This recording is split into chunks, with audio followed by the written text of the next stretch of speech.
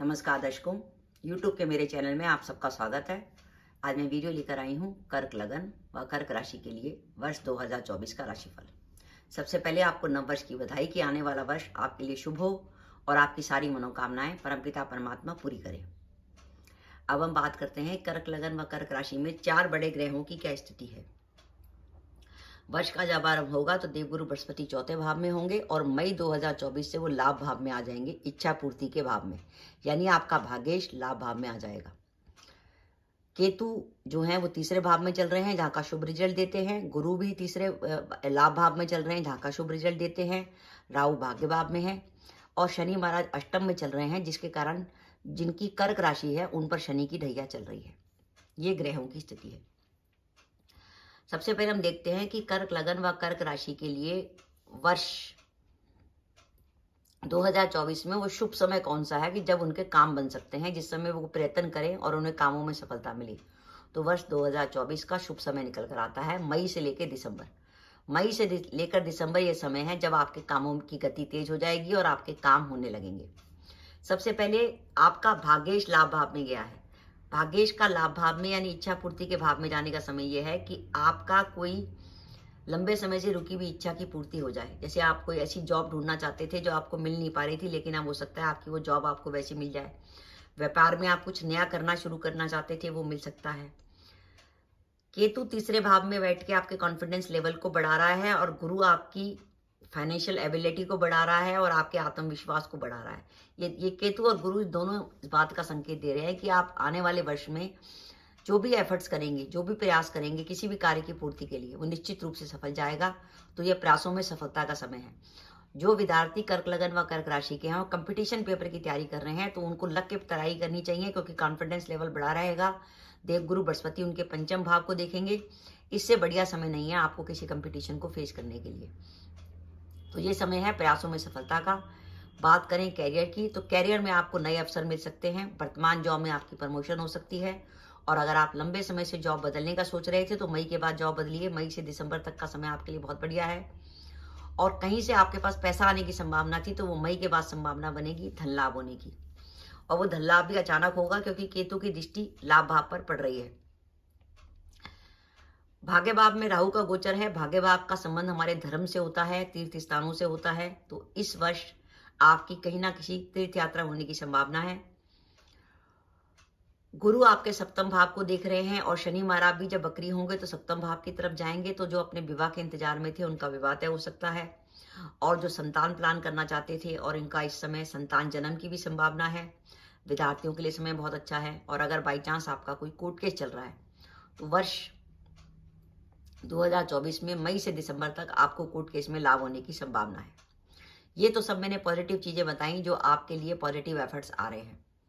अब हम बात करें कि हमें वर्ष 2024 में सावधानियां क्या क्या रखनी है। देखिए, पहली सावधानी ये है कि अगर आपकी कर्क राशि है तो आपके ऊपर चल रही है शनि की ढैया, यानी शनि महाराज आपके अष्टम में चल रहे हैं और अष्टम में बैठ के शनि आपके दशम को देख रहे हैं।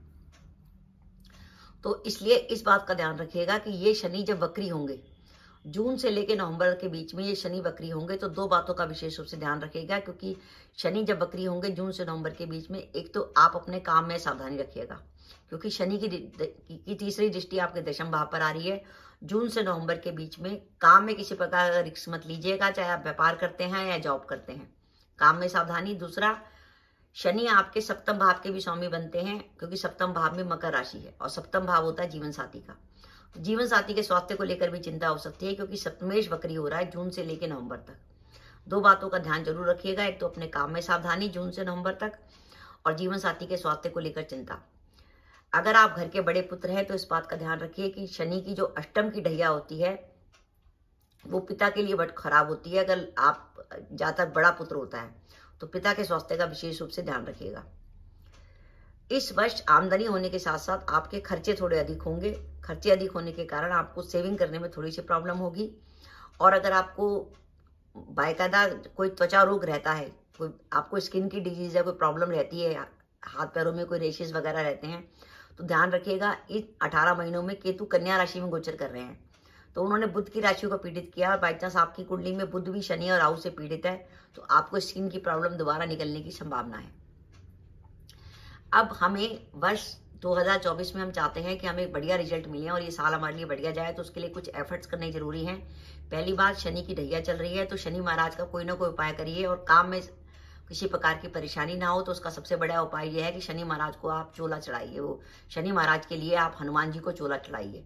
शनि महाराज के लिए हनुमान जी की पूजा की जाती है। हनुमान जी को चोला आप मंगलवार को भी चढ़ा सकते हैं और शनिवार को भी चढ़ा सकते हैं।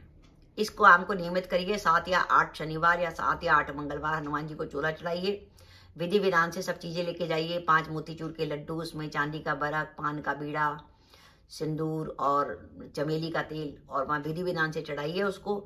और बाद में वो सिंदूर लेके घर पे भी आइए, घर के सारे सदस्यों के माथे पर सिंदूर का तिलक लगाइए।